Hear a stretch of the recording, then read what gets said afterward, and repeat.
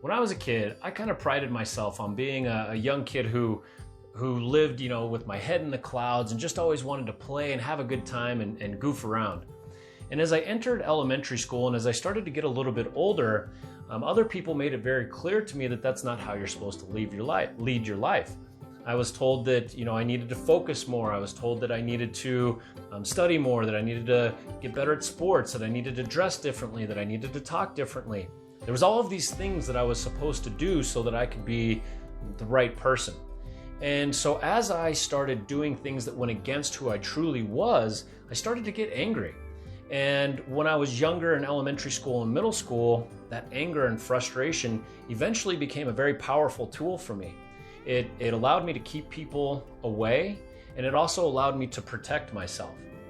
And as I got a little bit older and got into college and things like that, that piece of myself was still showing up, and it would come out sideways. That anger and that frustration would come out at times when I didn't necessarily want it to. Well, as I got even just a little bit older still, I started to reflect on my stories, my journey, and I started to realize that this anger was not really serving me anymore. And so I started digging into that a little bit more, and I really started understanding where this anger came from. I started to understand my story. And as I started to understand my story, and as I've gotten older and wiser, I can now look back at those moments and I can figure out why I was angry.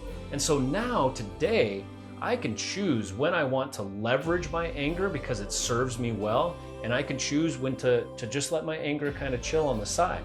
So today's video is really about bringing awareness to our stories. Why do we do the things that we do? Because when we are aware of why we do what we do, we regain control of ourselves, really. And so today's challenge is for you to write out your story. There once was a person who, and write out your story. It could be 1 page, it could be 100 pages, but there's something very therapeutic about writing it out and actually going through everything that happened to you and getting it down on paper.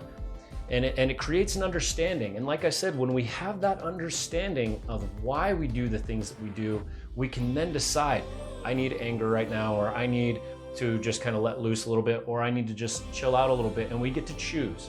The awareness brings the ability for us to choose. So like I said, write down your story. If you want to share it with me, that'd be great. I'd love to hear what you guys have to say. For me, it was a lot of fun. But either way, I hope you have a great day. Thanks so much for watching. I'll talk to you soon.